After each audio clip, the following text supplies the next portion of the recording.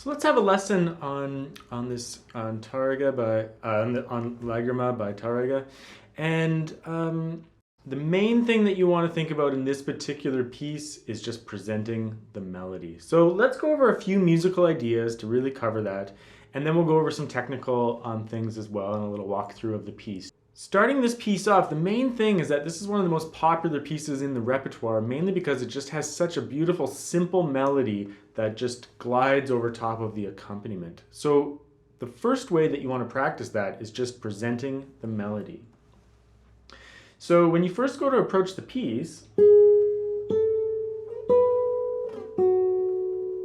might want to practice just playing that. You can use the fourth finger the whole time, or you can use different fingers, it doesn't matter. You just want to get used to hearing that simple melody, and the melody is all the notes with stems going up.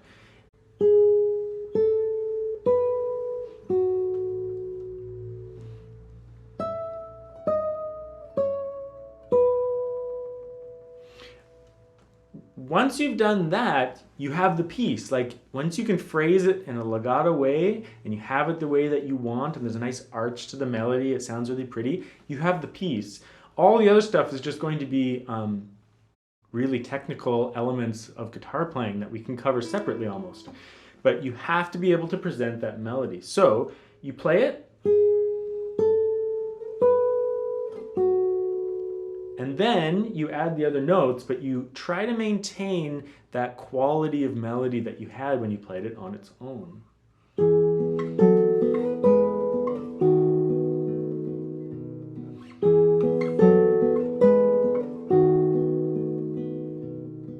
Same thing on this little difficult part. This part gives lots of students trouble, but the first thing you need to do is just present the melody. When you add the other notes, it's fine. It might take you a long time to get it to ring out clearly and do all the technical things properly, but we must make sure that that melody note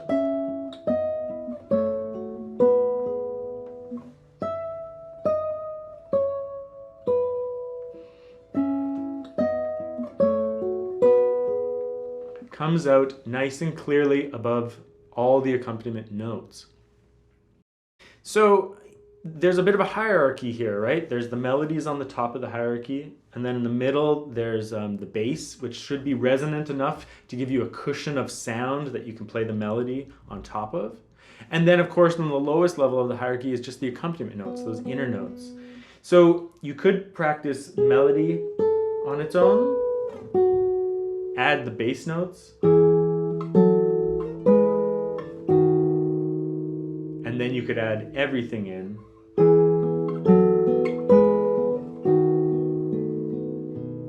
And just keep that accompaniment note, especially the I finger on the B there, or whatever finger you're using. Keep that really soft and below the melody.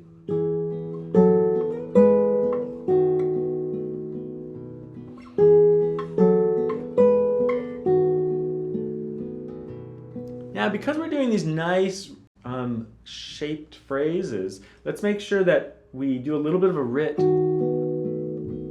Relax, take all the time you need, place the first two notes.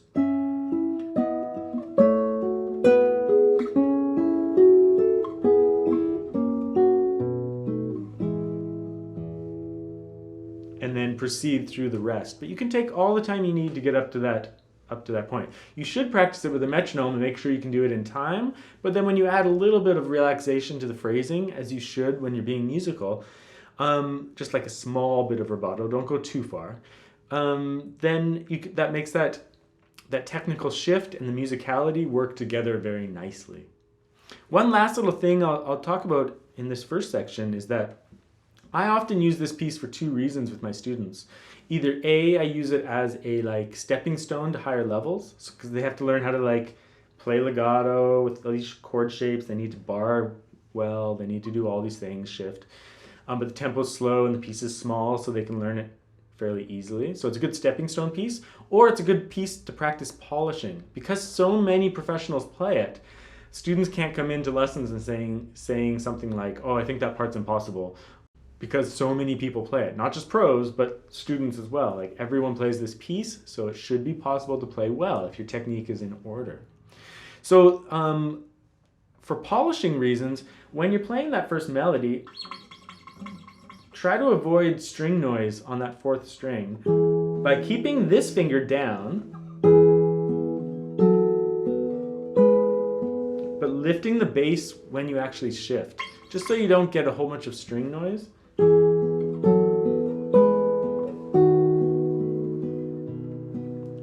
It's a good practice for that, good practice piece for that, because it's such a beautiful piece and it's so simple sounding that that's an important aspect of the first section, is just keeping the playing nice and clean.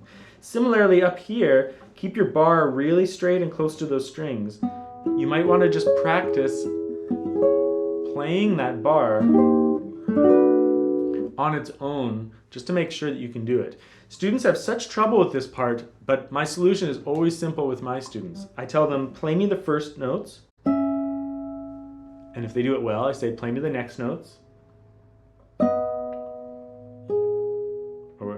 And then if they do that well, play me the next notes. If they do that well, play me the next notes.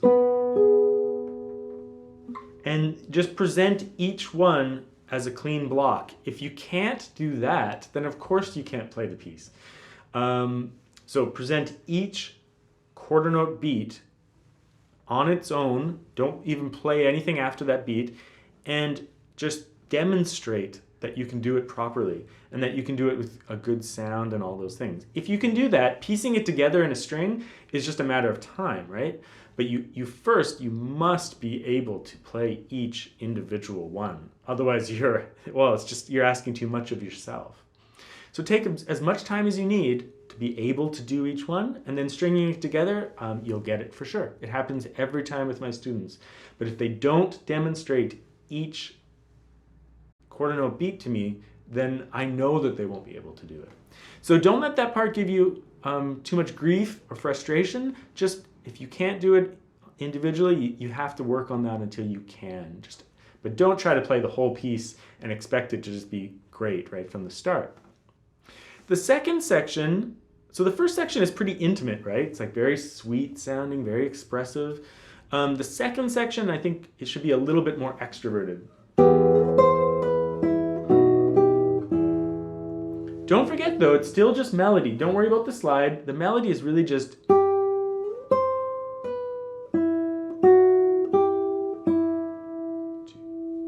3. You could even simplify it further by just saying it goes G, F, E, add the notes in there. But in like, if you were to reduce the melody, it would just be G, F, E. When you throw the rest of the notes in there, don't let that be disrupted. Don't let the slide throw you off. It should just be 1 and 2 and 3 and 1. Put the slide in there.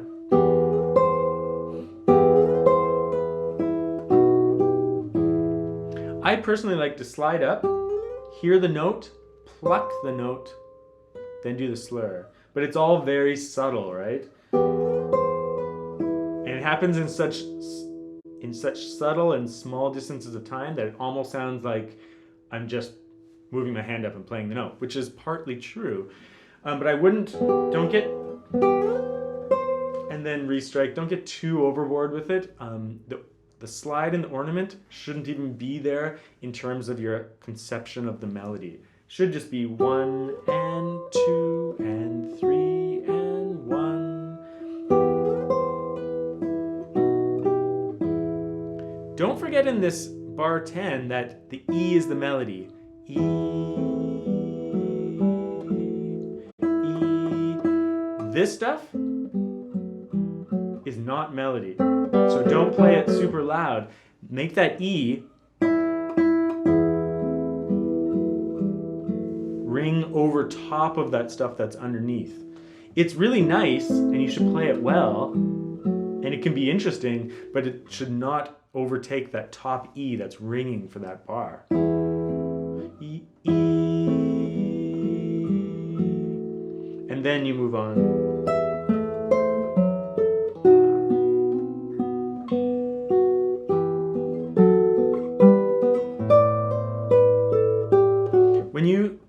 When you go through that little part there, the minor version, third finger, switch to fourth finger so you can slide it up. Do it one more time. Third finger, fourth finger, so that you can slide it up that string.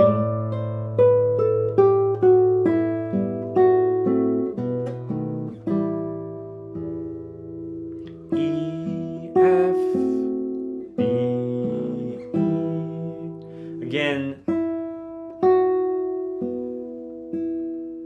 keep that upper melody above all the other music. In some ways, the second half is more extroverted, but it's not very complicated. There's some navigation that you have to do, but none of it is too tricky. So let's just go over everything we talked about one more time. First thing, play the melody on its own because it's the most important thing. Doesn't matter what notes you kind of include in your melody, you could simplify it, but you just have to build an awareness in your ear that the melody is the focus. Then after playing the melody on its own, consider the balance of the piece. So melody's on the top, bass next, and then accompaniment is suppressed in volume. Present each of the technical aspects in any trouble spots in just quarter note beats. Then stop, then play, then stop, play, then stop. Just to make sure you can do it cleanly, and then piece it together with your beautiful phrasing and a little bit of rubato, but not too much, and you'll be fine. And then just make sure that you've gone through it maybe with a metronome once or twice, just so you can do it, and that your rhythm is generally a solid 3 beats per bar. But just be careful that you're not stretching it too much when you add rubato. Last thing, one thing I noticed lots of students doing is when they get to the ends of phrases,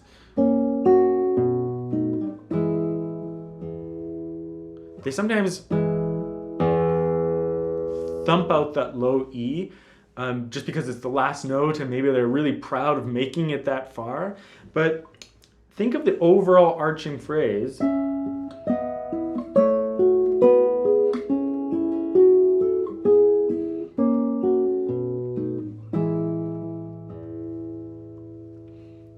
Is that the piece is really over here. This low E is like an afterthought that comes after the actual final cadence, right? A cadence is like the 5 chord, 5/7 in this case, going to the 1 chord, the home key. And then just sneak that bass note in there without disrupting things too much. I think that covers all of my thoughts on this piece. Luckily though, you barely need this video because there's so many great video performances. You can literally watch most of your favorite pros playing this piece, which allows you to like really check out how they phrased it and to see how their hands move and to give you a model for what you're doing. And that's why I assign this piece so much to my students, even though it's kind of like a cliche piece a little bit. It's like the Spanish Tárrega piece to like throw it to play out. But I do that because since it's played so much, students have such a good model to follow and they know that it can be played and that if they practice and they do everything right, that it will sound good. And it's a great opportunity to just bring your level and your playing up to the range that everyone else can do. So I'd highly recommend it. It's around the grade 4 level, so it's a great piece for intermediate students, students in transitioning to the mid-intermediate level, or for advanced players looking to take a piece and polish it and have no string squeaks and polish it really well. So it's a great exercise for them as well.